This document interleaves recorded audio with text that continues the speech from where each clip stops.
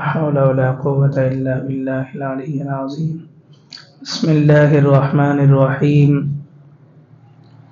الحق من ربك فلا تكونن من الممترين আপনার রবের পক্ষ থেকে সত্য সুতরাং আপনি সন্দেহের মধ্যে পড়বেন না ولكل وجهة هو موليها فاستبقوا الخيرات أينما تكونوا يأتي بكم الله جميعا إن الله على كل شيء قدير নিশ্চয়ই প্রত্যেকেরই একটা দিক রয়েছে প্রত্যেকেই তার চেহারা যেদিকে সেদিকেই ফিরেছে ফাস্তাবিকুল খায়রাত আপনারা ভালো কাজে অগ্রসর হন যে যেখানেই থাকুক আল্লাহ তাআলা সকলকে জমা করবেন নিশ্চয়ই আল্লাহ তাআলা সবকিছুর উপরে শক্তিশালী ক্ষমতাবান আলোচনা চলতেছিল কিবলা পরিবর্তনের আর ইসলামের মধ্যে সর্বপ্রথম কোন একটা বিধান রহিত করা হয়েছে কিবলা পরিবর্তনের মাধ্যমে ইসলামের অনেকগুলো বিধান আছে প্রাথমিক পর্যায়ে একরকম ছিল পরবর্তীতে সেটা পরিবর্তন হয়েছে এর মধ্যে একটা উল্লেখযোগ্য হচ্ছে মদের বিধান মদ পান করা শরাব পান করা বৈধ ছিল পরবর্তীতে 4টা ধাপে এক ধাপে না 4 ধাপে আইসা আল্লাহ তাআলা এই মদকে হারাম করছেন গতকাল রাতে আমাদের বাড়ির মসজিদ একদম মসজিদ কবরস্থান মাদ্রাসা পাশের বাড়ি একটা বিয়ে হইতেছিল বিয়েকে কেন্দ্র করে খুব কঠিন ভাবে সাজসজ্জা করছে লাইটিং এর ব্যবস্থা করছে তো আমাদের ছোট থেকে বড় হওয়ার ভিতরে এরকম একটা পরিস্থিতি কোনো সময় দেখিনি তো কালকে খুব চেষ্টা করছি এটা রাতে বাসায় যাওয়ার সময় দেখলাম পরে ইলিয়াস হুজুরের সাথে যোগাযোগ করছি যে হুজুর কি করা যায় মাদ্রাসা হুজুর আহমদুল্লাহ সাহেব এনারা পরিচালনা করেন মুফতি সাহেব বললেন যে কিছু কিছু বিধান আছে শুধু বলাটা দায়িত্ব বাস্তবায়ন করা এটা তাদের ওমা আলাইনা ইল্লাল বালাগ তো ওখানে ইমাম মুয়াজ্জিন কমিটি সবাই মিলে উদ্যোগ নিছে এটা পারে নাই দমন করতে পারে নাই এত গরিব ফ্যামিলি যে সকালে খেলে দুপুরে চিন্তা করা লাগে যে কি খাবে কিন্তু একটা মেয়ের বিয়ে দিতেছে কঠিন ভাবে লাইটিং করছে মানে 50 থেকে 60,000 টাকা শুধু রাস্তার মধ্যে ঢালছে মনে হয় সকালে খাইলে দুপুরে কি খাবে এটা চিন্তা করে এখন এই টাকাগুলো দিছে কে কোন না কোন শিল্পপতি মুসলমান শিল্পপতি তো দিছে এজন্য টাকা পয়সা বুঝে শুনে দিতে হয় যে কোনো জায়গায় টাকা পয়সা দান করতে নেই আল্লাহ তাআলা বলেন যে প্রত্যেকেরই চেহারা যেদিকে সেদিকে সে আছে আরেক জায়গায় আল্লাহ তাআলা বলেন কুল কুল্লু ইয়ামালু আলা শাকিলাতি প্রত্যেকেই যার যার ধরনে আমল করে কেউ বুকের উপর হাত বাঁধে কেউ নাভির নিচে কেউ নামাজ বিতরে নামাজ 1 রাকাত পড়ে কেউ 3 রাকাত পড়ে যার যার মতো করে প্রত্যেকেরই কিন্তু দলিল আছে যে নাভির উপরে হাত বাঁধে তার কাছে মনে হয় যে তারটাই সঠিক আল্লাহ বলেন কুল্লু হিজবিন বিমা লাদাইহিম ফারিহুন প্রত্যেকটা দলেই তার কাছে যা আছে সেটা দিয়ে সে খুশি আমি যতটুকু জানি অতটুকুতে আমি খুশি একজন সুন্নি সেও যতটুকু জানে ততটুকুতে সে খুশি একজন শিয়া যারা আলী রাদিয়াল্লাহু তাআলা আনহুকে বেশি ভক্তি দেখাইতে যায় আবু বকর ওমর ওসমানকে গালি দেয় তারাও তাদের কাছে যেটা আছে সেটাতে তারা খুশি আল্লাহ বলেন ফারাব্বুকুম আ'লামু বিমান হুয়া আহদা সাবিলা আল্লাহ তাআলাই ভালো জানেন কে সঠিক পথের উপরে আছে এই বিধানটা কাদের জন্য সাধারণ মানুষের জন্য তোমরা প্রত্যেকে আমল করতে থাকো কেউ কাউকে জান্নাতের সার্টিফিকেট দিতে পারবে না কেউ কাউকে জাহান্নামেরও সার্টিফিকেট দিতে পারবে না আল্লাহ ভালো জানেন আল্লাহ আইনামা তাকুনু ইয়াতি বিকুমুল্লাহু জামিআ ফাস্তাবিকুল খায়রাত সুতরাং তোমরা ভালো কাজের দিকে আগাও অমুকে কেন এই কাজটা করলো ওটার পিছনে লেগে আছি তো কি হইলো আমি তো আর কাজ করতে পারলাম না আমার যে আমলগুলো আছে আল্লাহ তাআলা আমার থেকে নিয়ে তারে দিয়ে দিল এটা হচ্ছে জনসাধারণের আর আলেমরা এই বিধান থেকে বাহিরে কারণ কি আলেমদের দায়িত্বই হলো মানুষ কিভাবে আমল করে এটা দেখবে এটা দেখে সঠিকটা বলে দিবে ফজর এবং আসরের নামাজে পিছন দিকে কেন ঘুরতে বলছে ফজর এবং আসরে বাকি 3 ওয়াক্ত কেন ঘোরা হয় না অনেকগুলা জবাব তার মধ্যে উল্লেখযোগ্য 2টা এক নাম্বার হচ্ছে ফজর এবং আসরের পরে কোনো সুন্নত নেই কোনো সুন্নত নামাজ পড়া নিষেধ জোহর, মাগরিব, এশা 3 নামাজের পরে কি আছে? সুন্নত আছে। দ্বিতীয় নাম্বার বিষয়, ফজর এবং আসরে অধিকাংশ মুসল্লি মাসবুক হয়, মানে নামাজ পায় না, 1-2 রাকাত ছুটে যায়। ফজরে ঘুমের একটা চাপ থাকে, আসরে কাজের একটা চাপ থাকে। ইমাম সাহেব পিছন দিকে শুধু এই জন্যই ঘুরবেন যে মুসল্লিরা যে নামাজ পড়তেছে নামাজটা হইতেছে কিনা এটা দেখার জন্য। এটা হাদিসের কিতাবের মধ্যে আসছে। আমরা তো একদিক করে ঘুরি, আল্লাহ রাসূল কখনো এদিক ঘুরতেন, কখনো এদিক ঘুরতেন। এখন যে কোনো কারণে আমি যদি এদিক ঘুরি, কি রে আজকে ইমাম সাহেব এদিক ঘুরলো কেন, মাসালাটা না জানার কারণে। হ্যাঁ, আল্লাহ রাসূল এদিকেও ঘুরতেন, এদিকেও ঘুরতেন। কি কেন ঘুরতেন? ওই মুসল্লি কিভাবে নামাজ পড়তেছে না পড়তেছে। তা আলেমের দায়িত্ব হলো কি কিভাবে চলতেছে এটা বলে দিবে। জনসাধারণের কাজ কি? ফাস্তাবিকুল খায়রাত, ভালো কাজের দিকে আগানো, ভালো কাজের দিকে আগানো। ভাই তারটা ছাড়ো, আমি যে আমার গ্যারান্টি তো নাই, আমি আমার আমল নিয়ে আসি, আমি আমার আমল নিয়ে আসি। আল্লাহ বলেন আইনামা তাকুনু ইয়াতি বিকুমুল্লাহু জামিআ, যেখানেই থাকো সবাইকে আমি একত্রিত করব। পরের আয়াতে আল্লাহ বলেন ওয়ামিন হাইসু খরাজতা ফাওয়াল্লি ওয়াজহাকা শাতরাল মাসজিদিল হারাম, রাসূল আপনি ঘরের যে দিক দিয়ে বের হন, মদিনার যে প্রান্ত দিয়ে আপনি বের হন, যেখানেই থাকেন, ফাওয়াল্লি ওয়াজহাকা শাতরাল মাসজিদিল হারাম, মসজিদে হারামের দিকে ফিরেই আপনার নামাজ পড়তে হবে, বাইতুল মাকদাসের দিকে আর ফিরে যাবে না। ওয়া ইন্নাহু লাল হাক্কু মির রাব্বিক, আর এটাই আপনার রবের পক্ষ থেকে চূড়ান্ত সত্য। আমাল্লাহ বিগাফিলিন আম্মা তা'মালুন, তারা যা করতেছে, তোমরা যা করতেছো এই সম্পর্কে আল্লাহ গাফেল নন, আল্লাহ সব দেখতেছেন। পরে আয়াতে আল্লাহ আবার বললেন ওয়ামিন হাইসু খরাজতা ফাওয়াল্লি ওয়াজহাকা শাতরাল মাসজিদিল হারাম, রাসূল যেখান থেকেই আসেন, যেখানেই থাকেন, মসজিদে হারামের দিকে ফিরেই নামাজ পড়তে হবে।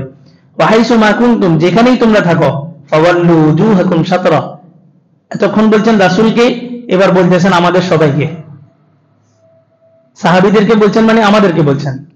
ওয়া হাইসু মা কুনতুম, যেখানেই তোমরা থাকো, ফাওয়াল্লু উজুহাকুম শাতরা, কিবলার দিকে, কাবার দিকে মুখ ফিরিয়ে নাও। এই যে রাসূলকে এতবার কেন বললেন? কিবলা পরিবর্তন হয়েছে একবার বললে হতো যে রাসূল আপনি চেহারা ঘুরান, কিন্তু আল্লাহ বারবার বলতেছেন কেন? ইসলামের সর্বপ্রথম বিধান যেটা রহিত করা হয়েছে। তো যেটা বলতেছিলাম যে আমরা অনেক সময় মাসালা না জানার কারণে হুটহাট এটা এখন বলছি তো এখনই করে ফেলাম। এটা মদ হারাম করছে আল্লাহ তাআলা 4টা ধাপে, এক ধাপেই বলেন নাই যে মদ হারাম। মদ পান করে আলী রাদিয়াল্লাহু তাআলা আনহু আব্দুর রহমান ইবনে আউফের বাড়িতে মাগরিবের ইফতার করে মাগরিবের নামাজে দাঁড়ায় মদ পান করা অবস্থায় এটা ভুল করে ফেলেছে। আল্লাহ বললেন ইয়া আইয়ুহাল্লাযীনা আমানু লা তাকরাবুস সালাহ ওয়া আনতুম সুকারা, তোমরা মদ পান করা অবস্থায় নামাজের কাছে এসো না। মদ কিন্তু হারাম করেন নাই, বলছে মদ পান করা অবস্থায় নামাজের কাছে এসো না। তখনই হযরত ওমরের দিলের মধ্যে আসছে তার মানে আল্লাহ মদকে পছন্দ করেন না। নামাজের বান্দা কার সাথে কথা বলে? আল্লাহর সাথে কথা বলে। তাহলে আল্লাহ বলতেছে মদ পান করে নামাজের কাছে এসো না, হযরত ওমরের দিলের মধ্যে আসছে মদটা হারাম হওয়া দরকার। আল্লাহ হযরত ওমরের দিলের চাহিদা অনুযায়ী আয়াত নাযিল করলেন। দ্বিতীয় ধাপে আল্লাহ বললেন ইয়া ইয়াসআলুনাকা আনিল খামরি ওয়াল মাইসির, তারা আপনাকে মদ এবং জুয়া সম্পর্কে জিজ্ঞাসা করবে। কুল ফীহিমা ইসমুন কাবীর, আপনি তাদেরকে বলবেন এই দুইটা কাজের মধ্যে গুনাহ, অনেক গুনাহ আছে। ওয়া মানাফিউ লিন-নাস, মানুষের উপকারও আছে। মদের ভিতরে ডাক্তাররাও বলে এটা ফ্যাট, উপকার আছে, ক্যালোরিয়াম বাড়ে শরীরে, আবার খাওয়া শুরু করেন না, এটা তো হারাম হয়ে গেছে, মানে এটার উপকারিতা। আরেকটা উপকারিতা ছিল, আর রহিকুল মাকতুম একটা কিতাব আছে আমাদের পাঠাগারে, ওটার মধ্যে লেখছে আরবরা মদ পান করা অবস্থায় বেশি বেশি দান করতো। এখনো দেখবেন যারা একটু মদ পান করে এদের সেন্স একটু ইয়া থাকে, টাকা টুকা চাইলে পকেটে যা আছে সব দিয়ে দেয়। হ্যাঁ, তো আরবরা মদ পান করা অবস্থায় বেশি বেশি দান করতো। এই কারণে আল্লাহ বলছেন এটার মধ্যে গুনাহও আছে আবার ভালো কিছু কাজও আছে।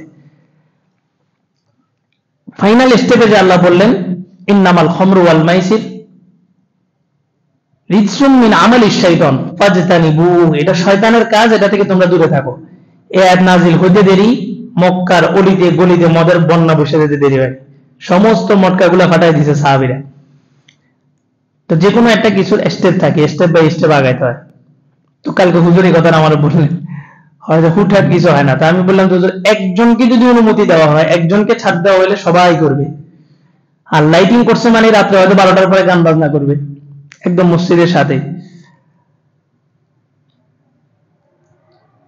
ইসলামের সর্বপ্রথম বিধান যেটা রহিত করা হয়েছে, কাবা ছিল বাইতুল মাকদাসের দিকে, আল্লাহ তাআলা ওই বিধানটাকে রহিত করে কাবার দিকে ফিরেছেন, সর্বপ্রথম বিধান, যার কারণে আল্লাহ বারবার বলছেন, নাও বুঝে আসতে পারে।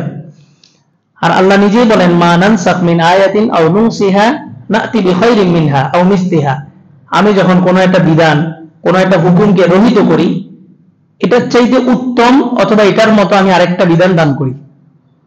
আপনি চিন্তা করলে দেখবেন, বাইতুল মাকদাস সমস্ত নবীদের কিবলা ছিল, আমাদের নবীর একটা আলাদা বৈশিষ্ট্য থাকা দরকার।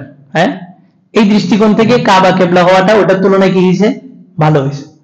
আরেকটা জিনিস মজার বিষয়, যেটা আল্লাহ রসুলের কিবলা পরিবর্তন হওয়ার আগেও মানুষ তোয়াফ করতে কোথায়, কাবা শরীফে। তোয়াফ, হজের সমস্ত কার্যক্রম এই কাবার সাথে সম্পর্ক, বাইতুল মাকদাসের সাথে কোনো সম্পর্ক নেই। এই দৃষ্টিকোণ থেকেও আমাদের কিবলাটা কাবাই হওয়া দরকার ছিল। আল্লাহ বলেন যে আমি যেটা বিধান রহিত করি তার চাইতে উত্তম একটা দান করি।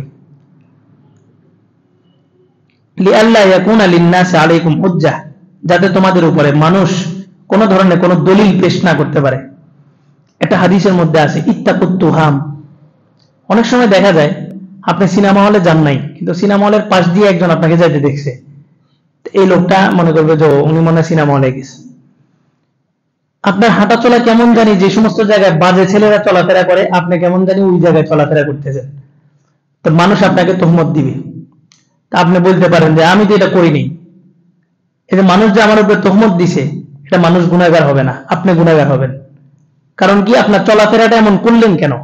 আল্লাহ রসুল বলেন ইত্তাকুত তুহাম, মানুষ তোহমত দিতে পারে এমনও কোনো কাজ করো না। এখন ইমাম সাহেব একজন মেয়ের সাথে কথা বলতেছে বাহিরে দাঁড়ায়, একটা মাসালা হোক, যে কোনো বিষয় হোক, আরেকজন কি এটা বুঝবে যে মাসালা জিজ্ঞেস করতেছে? আরেকজন দেখলে তো বলবো ইমাম সাহেবের তাহলে সমস্যা আছে। তা আল্লাহ রসুল হাদিসে নিষেধ করছেন যে তুমি এমন জায়গায় চলাফেরা করো না, এমন ভাবে চলাফেরা করো না যে মানুষ তোমাকে দেখে তোহমত দেয়। তো আল্লাহ বলেন যে যাতে মানুষ তোমাদের উপরে কোনো হুজ্জত কায়েম না করতে পারে, ইল্লাল্লাযীনা যালামু মিনহুম, তবে তাদের মধ্য থেকে যারা জালেম আছে তারা এগুলা করতেই থাকবে। কারোর সাথে না দেখলেও সে অপবাদ রটাইতে থাকবে, কোথাও না দেখলেও সে তোহমত দিতেই থাকবে। আল্লাহ বলেন ফালা তাখশাউহুম ওয়াখশাউনি, এটা কঠিন একটা ধমকি যে রসুল কখনো তাদেরকে আপনি ভয় করবেন না, আপনি আমাকে ভয় করেন, আমাকে ভয় করেন। কখনো মানুষ স্বাভাবিক চলতে গেলে মানুষকে আল্লাহ তাআলা বানাইছেন এইভাবে, মানুষের একটা ভয় দিলের মধ্যে আসাটা স্বাভাবিক। যে কোনো বিষয় ভয় আসবেই, সাথে সাথে একটা মনে করবেন ফালা তাখশাউহুম ওয়াখশাউনি, আল্লাহ বলতেছেন গায়রুল্লাহকে ভয় করো না, আমাকে ভয় করো। একজন কবিরাজ উনি নিজেই বললেন যে একটা মানুষের উপরে জিন্নাত আক্রমণ করে কখন, যতক্ষণ পর্যন্ত সেই জিনকে ভয় না করে ততক্ষণ পর্যন্ত আক্রমণ করতে পারে না। যখন এই জিনকে সে ভয় করে, জিন্নাতের প্রতি তার দুর্বলতা থাকে, তখনই জিন্নাত তাকে আক্রমণ করে বসে। এখানে কোনো ভয় নেই, আল্লাহর ভয় দিলের মধ্যে থাকবে। আর কোনো কিছুর ভয় আসলে এটাকে জায়গা দেওয়া যাবে না, নিজেই নিজের মনকে বলতে হবে কিসের ভয়। সর্বোচ্চ শাস্তি হচ্ছে মৃত্যুদণ্ড, এর উপরে আর কোনো শাস্তি আছে? আর আল্লাহ বলছেন যেখানে মৌত লেখা আছে সেখানেই আসবে, তার তো টেনশন কিসের? ওয়ালিউতিম্মা নি'মাতি আলাইকুম ওয়া লাআল্লাকুম তাহতাদুন, আমি আমার নিয়ামতগুলো আপনাদের উপরে পরিপূর্ণ করব এবং আপনাদেরকে হেদায়েত দান করব। নিয়ামত পরিপূর্ণ করেন নাই।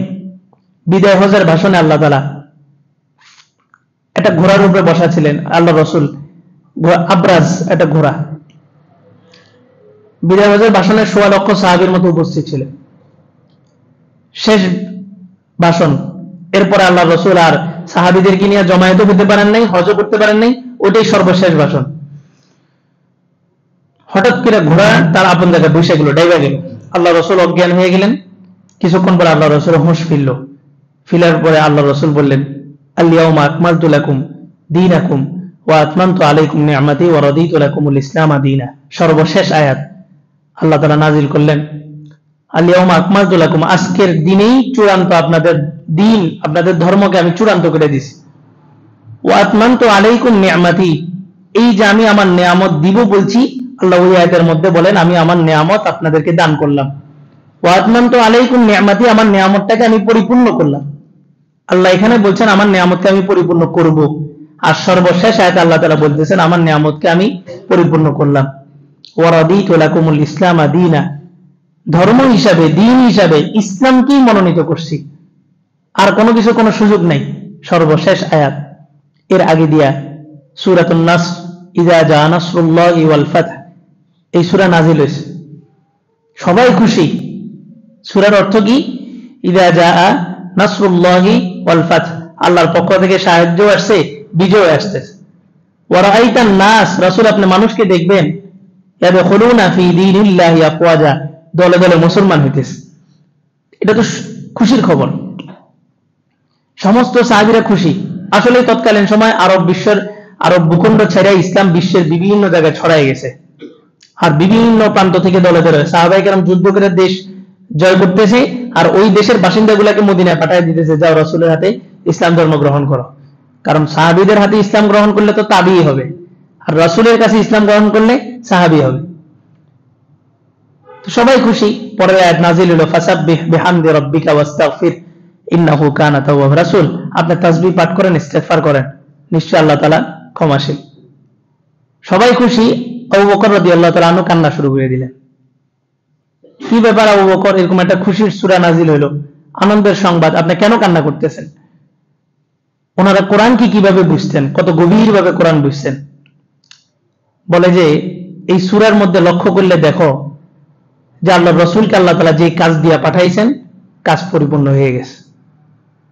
আমি আমার একজন লোককে যদি ঢাকায় পাঠাই এটা কাজে, তাহলে সে আমার কাজটা শেষ হওয়ার পরে ঢাকায় বসে থাকা তার অধিকার না, আবার চলে আসতে হবে আমার কাছে। আল্লাহ রাসূলকে আল্লাহ তাআলা যে কাজ দিয়ে পাঠাইছেন ওই কাজ শেষ। যে আপনি এখন মানুষকে দেখবেন দ্বীনে ঢুকতেছে, আপনার কাজ কি? আপনি এখন চলে আসবেন, তাসবিহ পাঠ করেন, ইস্তিগফার করেন, আল্লাহ তাআলা ক্ষমাশীল। আবু বকর রাদিয়াল্লাহু আনহু বুঝছেন যে আল্লাহর রাসূল শেষ সময় এসে গেছে, রাসূল আমাদের ছেড়ে চলে যাবে, এজন্য কান্না করতেছে। তো বিদায় হজের ভাষণে রাসূল ১৬ লক্ষ সাহাবীর সামনে একটা ভাষণ দিয়েছেন। এইখান থেকে বিজ্ঞান একটা তথ্য আবিষ্কার করছে, সেটা হলো প্রত্যেকটা মানুষ তার শ্রবণ শক্তি দুইটা, একটা হচ্ছে বাহ্যিক কান আর একটা হচ্ছে দিলের কান। দিলের কান দিয়ে যদি কেউ গভীরভাবে পর্যবেক্ষণ করে তো সে শত শত মাইল দূর থেকেও কোন একটা আওয়াজ শুনতে পারবে। এটাকে কি বলে? সাধনা। সাধনা শুনছেন আপনারা? 15-20 বছর ধরে সাধনা করে একটা শক্তি অর্জন করে। আমার এক ওস্তাদের সাথে এক জামাতে একটা লোক ছিলেন, উনি আমার ওস্তাদকে এই তাবলিগ জামাতে যে কোনো কিছু মসজিদ থেকে বাইরে দিয়েছে, হুজুরকে এসে বলতে, হুজুর এটা সুন্নত কি, এটা সুন্নত কি। পানি খেতে গেলে বলতে এটা সুন্নত কি। একদিন রাত্রে ওযু করবে, ওযুর সুন্নত জিজ্ঞাসা করার জন্য আমার ওস্তাদের জায়গাইছে গভীর রাত্রে। ওস্তাদ উঠে বলছেন, দেরে মিয়া সুন্নত সুন্নত, আমি ঘুমাইছি এখান থেকে আপনি আমার উঠে সুন্নত সুন্নত করতেছেন, একভাবে করলেই হলো, এত সুন্নতে কিছু নেই। রাগের মাথায় বলছে।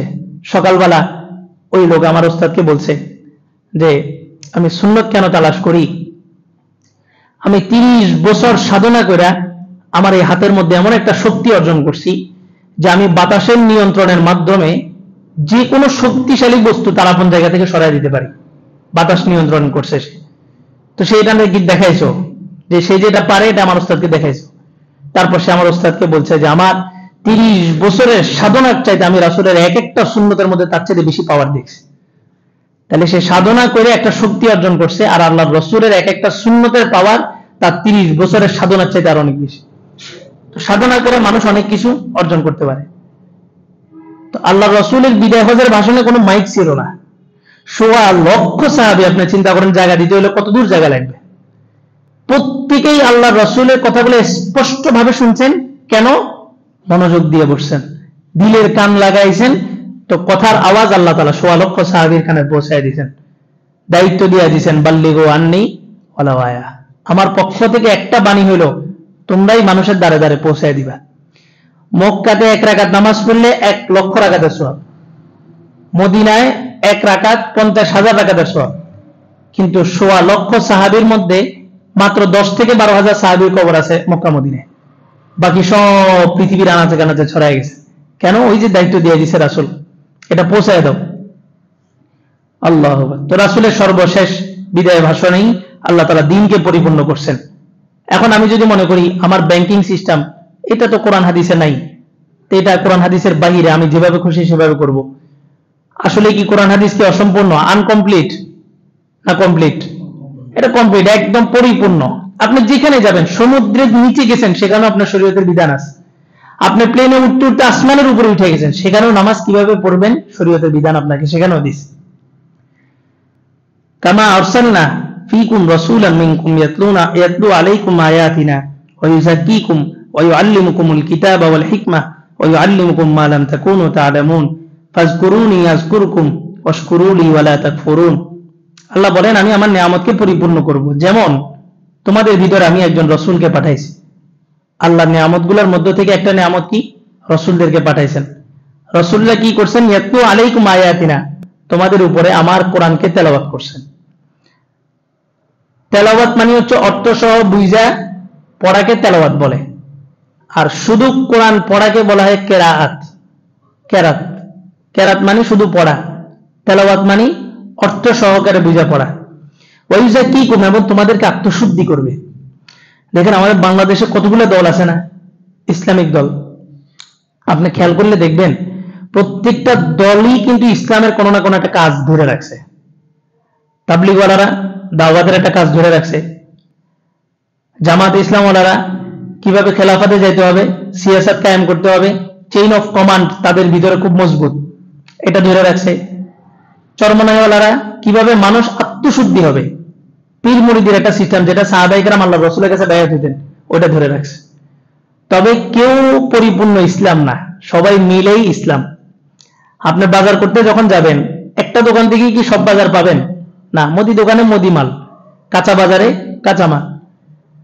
তো আমরা যখন চলবো, চলার পথে এই সবগুলা দল, তাবলীগ বলেন, জামাত বলেন, চরমনাই বলেন, হেফাজত বলেন, কওমি মাদ্রাসা বলেন, আলিয়া মাদ্রাসা, সবকিছু মিলেই আমাদের ইসলাম। কওমি মাদ্রাসা এবং স্কুলের ভিতরে যে একটা গ্যাপ, যে একটা দূরত্ব, এই দূরত্ব আলিয়া মাদ্রাসা ছাড়া অন্য কোনো পদ্ধতিতে কমানো সম্ভব নয়। আলিয়ার কারিকুলাম নিয়ে কথা আছে, আলিয়ার সহশিক্ষা নিয়ে কথা আছে, সেগুলো তার আপন জায়গায়, কিন্তু মাদ্রাসা এবং স্কুলের ভিতরে যে একটা আসমান জমিন দূরত্ব হয়ে আছে, মাদ্রাসার ছাত্রদের মন মানসিকতা হলো স্কুলের সবগুলো যাবো জাহান্নাম, আর স্কুলের ছাত্রদের মেন্টালিটি হলো আমরা তো শেষ, জাহান্নামে যেহেতু আইসাই পড়ছি, আর ইসলাম মাইনাও বা কি করবো। এই দুইটা দলকে একসাথ করার জন্য আলিয়া মাদ্রাসা হচ্ছে একটা বাইন্ডিং, একটা মধ্যম। আল্লাহু আকবার। হেফাজত, যেখানেই নবী রাসূল কোরআন বিরোধী কোনো কিছু হবে, সেখানে সেই তার আন্দোলন ডাক দিয়ে ঝাঁপায় পড়বে। জামাত তাদের চেইন অফ কমান্ডের মাধ্যমে মানুষকে সুগঠিত করে সিয়াসতের দিকে নিবে। তাবলীগ তারা দাওয়াতের মাধ্যমে মানুষকে আল্লাহর রাস্তার দিকে আনবে। চরমনাইওয়ালারা প্রত্যেককে কাছে ডেকে দিলের একটা আত্মশুদ্ধি করবে। দিলের আত্মশুদ্ধি যেটা, এটা অন্যখানে হবে না। আবার তাবলীগের কাজ যেটা, সেটা চরমনাইতে হবে না। জামাত ইসলামের কাজ যেটা, সেটা আবার মাদ্রাসায় হবে না। মাদ্রাসার কাজ যেটা, সেটা আবার জামাত ইসলামে হবে না। সবকিছু মিলে এখন সময় হচ্ছে আমাদের একত্রিত হয়ে আগানো। কোনোটাকে এখন মাইনাস করা যাবে না। এখন সময় হচ্ছে সবাইকে টেনে নিতে হবে। কি পরিচয়ের উপরে? মুসলমান। তাই কি তুমি মুসলমান, বাস শেষ, আর কিছু লাগবে? চলো। আল্লাহ বলেন যে এই রাসূলরা আসবে, কোরআন তেলাওয়াত করবে, আত্মশুদ্ধি করবে, ওয়া ইউআল্লিমুকুমুল কিতাব, তোমাদেরকে কিতাব শিখাবে, ওয়াল হিকমা, হাদিস শিখাবে, ওয়া ইউআল্লিমুকুম, এমন এমন গ্রহ নক্ষত্র বিজ্ঞান সম্পর্কে তোমাদেরকে তথ্য দিবে, মা লাম তাকুনু তা'লামুন, যেটা তোমরা আগে জানতে না। আজকে আধুনিক বিজ্ঞান চাঁদে গেছে, রকেট লঞ্চ করছে, এটা করছে, ওটা করছে, কত কিছু না। মারিফুল কোরআনের মুসান্নিফ শফিজাব রাহমাতুল্লাহ আলাইহি কসম খেয়ে বলছেন যে আল্লাহর শপথ করে বলতেছি, আধুনিক বিজ্ঞান ততটুকুই পর্যন্ত যাইতে পারছে যতটুকু পর্যন্ত ইমাম কুরতুবী রাহমাতুল্লাহ আলাইহি দিক নির্দেশনা দিয়ে গেছেন। কোরআন হাদিসের আলোকে গ্রহ নক্ষত্রের যেই তথ্য ইমাম কুরতুবী দিয়ে গেছেন, ওই অতটুকু পর্যন্ত আধুনিক বিজ্ঞান যেতে পারছে, এর বেশি না। ফাযকুরুনি আযকুরকুম ওয়াশকুরুলি ওয়া লা তাকফুরুন, তোমরা আমার স্মরণ করলে আমি তোমাদের স্মরণ করব। তোমরা স্মরণ করবে মসজিদে। আল্লাহ শান কি এখানে আলোচনা করলে কি আল্লাহ শান বাড়বে নাকি? আল্লাহ শান অনুযায়ী এটা মজলিস হইল, বা আমি আলোচনা করার মতো যোগ্য? আমরা যদি আল্লাহর আলোচনা করি, আল্লাহ বলেন যে আযকুরুকুম ফি মালাইল আলা, তোমরা আলোচনা করছো জমিনে, তোমরা যখনই আমার আলোচনা করবা, আমি তখন তোমাদের নাম নিয়ে আলোচনা করব ফেরেশতাদের মহলে। এই কথা যদি সত্য হয়ে থাকে, এই আয়াত যদি সত্য হয়ে থাকে, এখন আমাদের এই মজলিসের প্রতিটা মানুষের নাম নিয়ে আল্লাহ ফেরেশতার সাথে আলোচনা করতেছে। কোরআনে কোন আয়াত কি কোনো মিথ্যার কোনো সম্ভাবনা আছে? সহিহ, জয়ীফ এরকম কিছু আছে? দুর্বল। হাদিসের ক্ষেত্রে না বলা যায় হাদিসটা একটু দুর্বল, কিন্তু কোরআনের আয়াতের ক্ষেত্রে এটা তো বলা যাবে না। আল্লাহ বলতেছেন ফাযকুরুনি আযকুরকুম, তোমরা আমার কথা স্মরণ করলে আমি তোমাদের কথা স্মরণ করব। তোমরা দিনে দিনে স্মরণ করলে আমিও দিনে দিনে, তোমরা মজলিসে স্মরণ করবা তো তোমাদের চাইতে উত্তম মজলিস আমি তোমাদের কথা স্মরণ করব। ওয়াশকুরুলি, আমার শুকরিয়া আদায় করো, কৃতজ্ঞতা জ্ঞাপন করো, ওয়ালা তাকফুরুন, আমার নাফরমানি করো না। আল্লাহ তাআলা কথাগুলো বুঝার আমল করার তৌফিক করুন।